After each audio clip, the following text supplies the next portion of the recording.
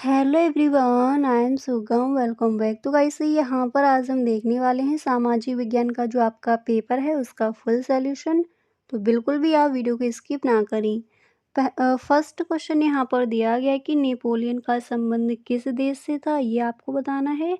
तो गाइस पहले यहाँ पर ऑप्शन देख लीजिए। फर्स्ट है कि जर्मनी, नेक्स्ट है इटली, इसके बाद नेक्स्ट ऑप्शन है फ्रांस और इसके बाद यहाँ पर नेक्स्ट ऑप्शन है इंग्लैंड। आपको बताना है कि नेपोलियन का संबंध किस देश से था। तो यहाँ पर गाइस जो जर्मनी आपको ऑप्शन मिला है ये ऑप्शन आपका गलत ऑप्शन है। इसके बाद सेकंड ऑप्शन मिला है इटली और नेक्स्ट ऑप्शन है फ्रांस और 4 नंबर पर ऑप्शन मिला है इंग्लैंड। तो 4 नंबर पर जो इंग्लैंड ऑप्शन मिला है ये भी आपका गलत है, तो राइट ऑप्शन हो जाएगा फ्रांस। नेपोलियन का संबंध किस देश से था? फ्रांस से था। ठीक है। इसी तरह से यहाँ पर नेक्स्ट क्वेश्चन है कि पुनर्जागरण युग का अभ्युदय किस देश में हुआ था। तो पुनर्जागरण काल का अभ्युदय किस देश में हुआ था ये आपको बताना है। ऑप्शन देखिए, फर्स्ट ऑप्शन यहाँ पर है रोम और सेकंड ऑप्शन दिया गया है इटली। इसके बाद 3rd नंबर पर ऑप्शन है ब्रिटेन और इसके बाद 4 नंबर पर ऑप्शन है अमेरिका। तो यहाँ पर गाइस जो अमेरिका ऑप्शन है ये ऑप्शन आपका गलत है। इसी तरह से ब्रिटेन ऑप्शन भी गलत है, इटली ऑप्शन यहाँ पर सही है और रोम ऑप्शन भी गलत है।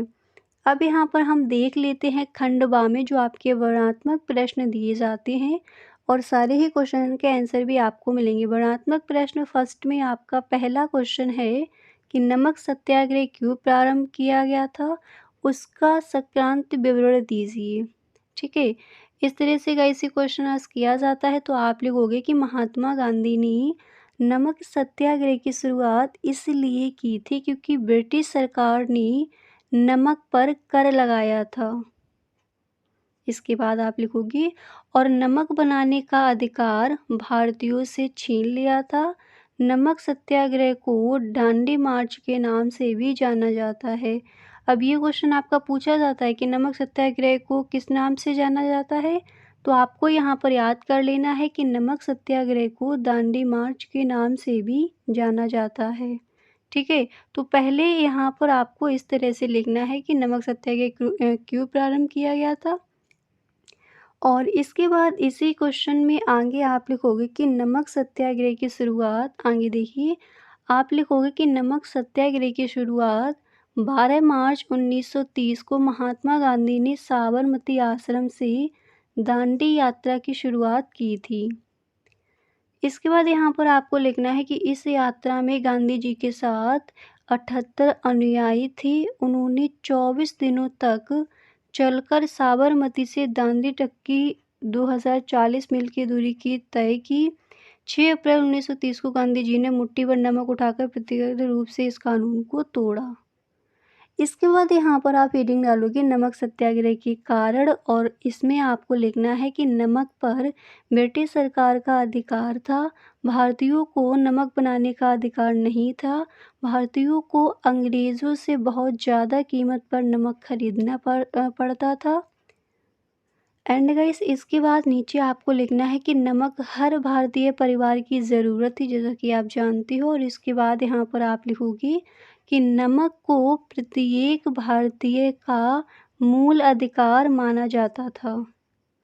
और इतना लिखने के बाद फिर यहाँ पर आप लिखोगे कि नमक एक शक्तिशाली प्रतीक था जिसे हर व्यक्ति से जोड़ा जा सकता था।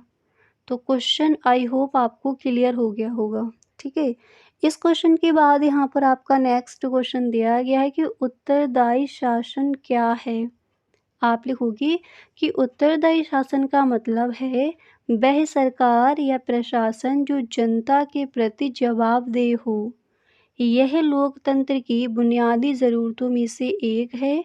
उत्तरदायी शासन की खासियतें ये हैं। फर्स्ट है पारदर्शिता, नेक्स्ट है जिम्मेदारी, इसके बाद नेक्स्ट है जनता की भलाई के प्रति प्रतिबद्धता और इसके बाद गाइस यहाँ पर नेक्स्ट आपको लिखना है कि जनता को सुशासन। और यहाँ पर आप लिखोगी कि भ्रष्टाचार पर रोक, और इसके बाद आपको लिखना है कि जनता का प्रशासन पर विश्वास। ठीक है। इसी तरह से इसी क्वेश्चन के आगे आपको कुछ और भी लिखना है, तो उसको देखिए। आप लिखोगी कि भारत सरकार अधिनियम 1919 में सबसे पहले उत्तरदायी शासन शब्द का इस्तेमाल किया गया था। ठीक है। इसके बाद आप लिखोगे इसे मोंटेग्यू चेम्सफोर्ड सुधारों ने चेम्स सुधारों के नाम से भी जाना जाता है। और इसके बाद आप लिखोगे कि इस अधिनियम के तहत प्रांतीय स्तर पर द्वैध शासन की व्यवस्था लागू की गई थी। तो एक चीज़ यहाँ पर ध्यान रखनी है कि भारत सरकार अधिनियम 1919 में सबसे पहले उत्तरदायी शासन शब्द का इस्तेमाल किया था। ठीक है। इसी के साथ यहाँ पर आपका नेक्स्ट क्वेश्चन है कि जैव विविधता का अर्थ व मानव जीवन के लिए इसका महत्व बताइए। आप लिखोगे कि जैव विविधता का मतलब है अलग अलग चीज़ों के रूपों में पाई जाने वाली विविधता। यह मानव जीवन के लिए बहुत ज़रूरी है। जैव विविधता के कई फायदे हैं। तो जैव विविधता का मतलब क्या है कि अलग अलग चीज़ों जीवों के रूप में पाई जाने वाली विविधता। ठीक है। इसके बाद इसके फायदे यहाँ पर देखिए। आप लिखोगे यह भोजन, दवा, कॉस्मेटिक उत्पाद प्रदान करती है। यह हमें जलवायु विनियमन सेवाएं, परागकण, पोषक चक्रण, बीज फैलाव और बहुत कुछ देती है। यह पारिस्थितिकी तंत्र को कार्यात्मक बनाती है। यह हमें आश्रय, पानी, ईंधन और ताज़े पानी जैसे ज़रूरी चीज़ें देती है। यह मिट्टी की शुद्ध, कीट नियंत्रण और अपशिष्ट को नष्ट करने में मदद करती है। और इसके बाद यहाँ पर आप लिखोगी कि यह हमें भोजन और पर्यटन का माहौल देती है। यह हमारी आने वाली पीढ़ियों के लिए बहुत ज़रूरी है। यह हमारी धरती की अमूल्य धरोहर है। इसके बाद आप लिखोगे जैव विविधता के बारे में कि जैव विविधता के 3 मूलभूत स्तर हैं: आनुवंशिक विविधता, प्रजाति विविधता और पारिस्थितिकी तंत्र विविधता। जैव विविधता शब्द को आधिकारिक तौर पर 1992 में रियो में आयोजित पहले पृथ्वी शिखर सम्मेलन में अपनाया गया था। ठीक है। इसके बाद यहाँ पर आपका नेक्स्ट क्वेश्चन है कि क्या कारण है कि बैंक कुछ कर्जदारों को कर्ज देने के लिए तैयार नहीं होते। तो ये आपका यहाँ पर क्वेश्चन है। तो इस क्वेश्चन का आंसर आप इस तरह से लिखोगी। यहाँ पर देखिए, इस क्वेश्चन का आंसर आप लिखोगे बैंक कुछ कर्जदारों को कर्ज देने के लिए तैयार नहीं होते क्योंकि ये भरोसेमंद कर्जदार नहीं होते। इसके कई कारण हो सकते हैं। और इसमें आप लिखोगी इसके कई कारण हो सकते हैं, जैसे कर्जदार की आय और कर्ज की स्थिति ठीक ना होना, कर्जदार के पास गिरवी रखने के लिए कोई संपत्ति ना होना, कर्जदार ने पहले से ही कर्ज चुकाने में दिक्कत आ चुकी हो। और नेक्स्ट लिखोगे कि कर्जदार के पास ज़रूरी दस्तावेज ना होना। इसके बाद यहाँ पर आप लिखोगे कि कर्जदार के पास गारंटी देने वाले लोग ना होना। और यहाँ पर इसके बाद आपको नेक्स्ट पॉइंट क्या लिखना है, और नेक्स्ट पॉइंट में आप लिखोगे कि ग्रामीण इलाकों में कर्ज वसूलना मुश्किल होना। ठीक है। तो पहले आपको इतना इसमें लिखना है, कुछ और भी आपको लिखना है, चलिए उसको भी देख लेते हैं। इतना लिखने के बाद आगे यहाँ पर आप लिखोगे कि बैंकों को कर्ज के बदले सुरक्षा के तौर पर कुछ दस्तावेज और संपार्श्विक की ज़रूरत होती है। अगर कोई कर्जदार इन ज़रूरतों को पूरा नहीं करता तो बैंक उसे कर्ज नहीं देती। ठीक है। और इतना लिखने के बाद यहाँ पर थोड़ा आप और लिखोगे कि बैंकों को कर्ज देने से जुड़े कुछ और खतरे आप लिखोगे। कुछ कर्ज अनिश्चित हो सकते हैं। और इसके बाद आप लिखोगे कुछ कर्ज अचानक बदल सकते हैं। और इसके बाद आप लिखोगे कि आवासीय कर्ज को लौटाने में दिक्कत आ सकती है। तो ये भी देख लीजिए कि बैंकों को कर्ज देने से जुड़े कुछ और खतरे, तो इस तरह से वहाँ पर आप लिख कर आओगे। इसके बाद यहाँ पर देखिए आपका नेक्स्ट क्वेश्चन है कि भारत में विदेशी निवेश को आकर्षित करने के लिए कोई 3 उपाय बताइए। और इसमें आप लिखोगे कि भारत में विदेशी निवेश को आकर्षित करने के लिए सरकार ने कई कदम उठाए हैं, इनमें से कुछ उपाय ये हैं। फर्स्ट आपको हेडिंग डालनी है कि निवेश नियमों में ढील देना, और इसमें आप लिखोगे कि विदेशी निवेश को प्रोत्साहित करने के लिए निवेश नियमों में ढील दी गई है। और इसके बाद आप लिखोगे जैसे रक्षा, नागरिक विमानन और खुदरा सहित कई उद्योगों में 100% विदेशी निवेश की अनुमति दी गई है। और इसके बाद आप यहाँ पर लिखोगे कि व्यापार करने में आसानी बढ़ाना। इसमें आपको लिखना है कि विनियामक प्रक्रियाओं को सरल बनाकर, अनुपालन बोझ को कम करके और पारदर्शिता बढ़ाकर व्यापार करने में आसानी को बेहतर बनाया गया है।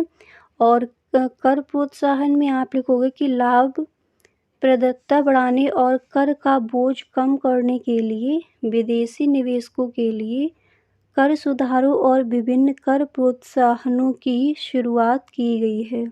ठीक है, तो क्वेश्चन आपका क्या है कि भारत में विदेशी निवेश को आकर्षित करने के लिए कोई 3 उपाय बताइए। इसके बाद यहाँ पर आपका नेक्स्ट क्वेश्चन क्या दिया गया है, चलिए हम उसको देख लेते हैं। अब यहाँ पर नेक्स्ट क्वेश्चन आपका दिया गया, अब देखिएगा जैसे वर्णनात्मक प्रश्न फर्स्ट आपने यहाँ पर देखिए।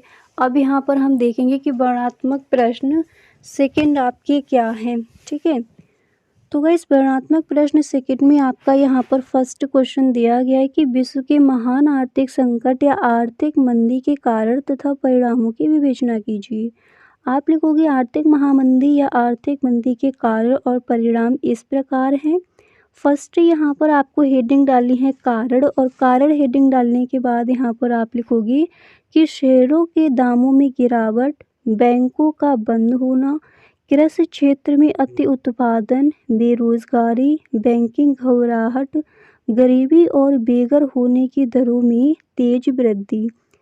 तो यहाँ पर पहले आप इस तरह से लिखोगे इसके कारण, और इसके बाद गाइस यहाँ पर आपको नेक्स्ट हेडिंग डालनी है परिणाम, और इसमें आप लिखोगे औद्योगिक उत्पादन और कीमतों में गिरावट, बड़े पैमाने पर बेरोजगारी, बैंकिंग घबराहट, गरीबी और बेघर होने की दरों में तेज वृद्धि। नेक्स्ट पॉइंट आप लिखोगे अंतर्राष्ट्रीय व्यापार खत्म हो गया, मांग में भारी कमी हो गई, औद्योगिक विकास के पहिए जाम हो गए, लाखों लोगों को अपनी नौकरियों से हाथ धोना पड़ा। और इसके बाद यहाँ पर आप लिखोगे कि कृषि उत्पादन में भी 60% तक की कमी हो गई।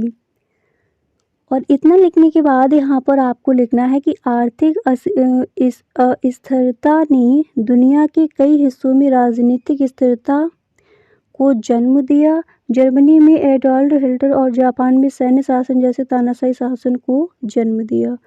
इसके बाद यहाँ पर आप लिखोगे कि आर्थिक महामंदी की शुरुआत 29 अक्टूबर 1929 को अमेरिका में शेयर बाजार के गिरने से हुई थी। इसे काला मंगलवार, ब्लैक ट्यूसडे भी कहा जाता है। यह आधुनिक इतिहास की सबसे लंबी और सबसे गंभीर आर्थिक मंदी थी। और आपको ध्यान रखना है कि आर्थिक महामंदी की शुरुआत 29 अक्टूबर 1929 को अमेरिका में शेयर बाजार के गिरने से हुई थी, और इसे काला मंगलवार, ब्लैक ट्यूसडे शेयर बाजार के गिरने से हुई थी, और इसे उसके नाम से भी जाना जाता है जैसे काला बाजार। नेक्स्ट यहाँ पर है कि सांप्रदायिकता क्या है भारतीय राजनीति पर, इसके प्रभावों की विवेचना कीजिए। आप लिखोगे कि सांप्रदायिकता एक राजनीतिक विचारधारा है जिसके जरिए धार्मिक आधार पर लोगों को दोहराया जाता है और उनमें विभाजन पैदा किया जाता है। सांप्रदायिकता के जरिए राजनीतिक दल अपने फायदे के लिए धार्मिक तनाव का इस्तेमाल करते हैं। और इतना लिखने के बाद यहाँ पर आप लिखोगे कि सांप्रदायिकता से समाज में शत्रुता और विभाजन बढ़ता है और हिंसा और दंगों की स्थिति पैदा होती है। पहले इस क्वेश्चन के आंसर में इतना आपको लिखना है। इसके बाद यहाँ पर गाइस नेक्स्ट भी आप लिखोगे कि भारतीय राजनीति में सांप्रदायिकता के रूप, हेडिंग आपको डालनी है। इस तरह से हेडिंग डालने के बाद आप लिखोगे कि धार्मिक आधार पर मतों का ध्रुवीकरण, धर्म के आधार पर लोगों को चुनाव में प्रत्याशी घोषित करना। और नेक्स्ट पॉइंट आप लिखोगे कि सांप्रदायिक हिंसा और खून खराबा सांप्रदायिक दिशा में राजनीति की गतिशीलता, सांप्रदायिकता के आधार पर राजनीतिक दलों का अलग अलग खेमों में बट जाना। इसके बाद आप लिखोगे कि सांप्रदायिकता के दुष्प्रभाव, इसमें आपको लिखना है कि देश की एकता और अखंडता को खतरा, राष्ट्रीय सुरक्षा की दृष्टि से गंभीर समस्या, आर्थिक हानि, राजनीतिक अस्थिरता। ठीक है, इसके बाद इसमें थोड़ा आपको और लिखना है क्योंकि लॉन्ग में पूछा गया है। आप लिखोगे कि सांप्रदायवाद का लोकतंत्र पर प्रभाव, और इसमें आपको लिखना है कि राष्ट्रीय एकता बाधित। राष्ट्रीय एकता का अर्थ कि देश के सभी लोग एक होकर रहें, जबकि सांप्रदायिकता देश की जनता को समूहों तथा सांप्रदायिकता में बांट देती है। राष्ट्रीय शांति और सुरक्षा प्रभावित। सांप्रदायिक तत्वों द्वारा फैलाई जाने वाली अफवाहों व गड़बड़ी से देश की शांति भंग हो जाती है। तो इस तरह से आप इस क्वेश्चन का आंसर लिखोगे। नेक्स्ट क्वेश्चन यहाँ पर आपका दिया गया है कि ऊर्जा के गैर परंपरागत 4 स्रोतों का वर्णन कीजिए। तो आप यहाँ पर लिखोगे ऊर्जा के 4 गैर परंपरागत स्रोत ये हैं, और इसमें आपको लिखना है फर्स्ट पवन ऊर्जा, सेकंड सौर ऊर्जा, ज्वारीय ऊर्जा, भूतापीय ऊर्जा। इसके बाद आप लिखोगे इन स्रोतों को नवीकरणीय ऊर्जा भी कहा जाता है। ये पर्यावरण के अनुकूल होते हैं और प्रदूषण नहीं करते। तो पहले आपने ये याद कर लिए, देखिए पवन ऊर्जा, सौर ऊर्जा, ज्वारीय ऊर्जा और भूतापीय ऊर्जा, और इसके नीचे वाली लाइन भी याद कर लीजिए। इतना करने के बाद आप लिखोगे कि गैर परंपरागत ऊर्जा क्या है। आप लिखोगे गैर परंपरागत ऊर्जा के स्रोतों की खासियतें, और इसमें लिखोगे कि इन्हें प्राकृतिक प्रक्रियाओं के जरिए उत्पन्न किया जा सकता है, इनका स्थानीय महत्व है, इनमें खर्च कम आता है, इनमें ग्रीन हाउस और गैस उत्सर्जन कम होता है या शून्य होता है, इनमें सीमित जीवाश्म ईंधनों पर निर्भरता कम होती है, इसमें जलवायु परिवर्तन कम होता है। तो इस तरह से लिखोगे। इसके बाद आपको यहाँ पर गाइस नेक्स्ट हेडिंग डाली है परंपरागत ऊर्जा। आप लिखोगे परंपरागत ऊर्जा स्रोतों के कुछ और उदाहरण जैसे बायोगैस, बायोमास ऊर्जा और नेक्स्ट परमाणु ऊर्जा। गैर परंपरागत ऊर्जा स्रोतों का इस्तेमाल उद्योग और घरेलू इस्तेमाल में किया जाता है। तो पहले यहाँ पर आपको इस तरह से इस क्वेश्चन का आंसर लिखना है। गाइस इतना लिखने के बाद यहाँ पर आपको नेक्स्ट हेडिंग डाली है भारत में उपभोक्ता आंदोलन की शुरुआत किन कारणों से हुई, और नेक्स्ट क्वेश्चन आपका ये है, और इस क्वेश्चन का आंसर आप लिखोगे कि भारत में उपभोक्ता आंदोलन की शुरुआत निम्नलिखित कारण थे। फर्स्ट आप लिखोगे कि उपभोक्ता आंदोलन का आरंभ उपभोक्ताओं के असंतोष के कारण हुआ क्योंकि विक्रेता कई अनुचित व्यावसायिक व्यवहारों में शामिल होते हैं। और यहाँ पर सेकंड पॉइंट में आप लिखोगे कि 60 के दशक से पहले बाजार में उपभोक्ता को शोषण से बचाने के लिए कोई कानून व्यवस्था का उपलब्ध नहीं था। लंबे समय तक जब तक उपभोक्ता एक विशेष ब्रांड उत्पाद को खरीदना बंद कर देता था या उस दुकान से खरीदारी करना बंद कर देता था। तो फर्स्ट पॉइंट आपको क्या लिखना है, और इसी के नीचे गाइस आपको सेकंड पॉइंट में क्या लिखना है उसको यहाँ पर आपने देख लिया। तो भारत में उपभोक्ता आंदोलन की शुरुआत किन कारणों से हुई, तो 2 कारण यहाँ पर आपने देखे। इसी तरह से इसी क्वेश्चन के आगे कुछ और भी कारण हैं, चलिए गाइस उन पर भी हम डिस्कस कर लेते हैं। और वीडियो को आपको बिल्कुल भी स्किप नहीं करना है। अगर आप सोशल साइंस के पेपर में फुल मार्क्स लाना चाहते हो तो ये वीडियो आपके लिए बहुत ही हेल्पफुल होने वाला है। ठीक है, तो यहाँ पर आपने फर्स्ट पॉइंट देख लिया, सेकंड पॉइंट देख लिया। इसी के साथ यहाँ पर गाइस थर्ड पॉइंट में आप लिखोगे कि यह मान लिया जाता था कि यह उपभोक्ता की जिम्मेदारी है कि एक वस्तु या सेवा को खरीदते समय वह सावधानी बरते, विक्रेता का कोई उत्तरदायित्व नहीं है। अनुसूचित व्यवसाय कार्यों, अत्यधिक खाद की कमी, जमाखोरी तथा कालाबाजारी ने उसे उपभोक्ता आंदोलन की प्रोत्साहित किया। और 5वां पॉइंट आप लिखोगे, हाल ही में भारत में उपभोक्ता दलों की संख्या में भारी वृद्धि हुई है। ऐसा इसलिए हुआ क्योंकि व्यापारियों द्वारा उपभोक्ताओं के शोषण के अनेक मामले सामने आए। विभिन्न उपभोक्ता दलों की प्रक्रियाओं ने भारत सरकार को उपभोक्ता सुरक्षा अधिनियम पारित करने पर मजबूर किया। और इसके बाद यहाँ पर लिखोगे मजबूर किया, जो कोपरा नाम से प्रसिद्ध है। तो इसका आंसर वहाँ पर आप इस तरह से लिख कर आओगे।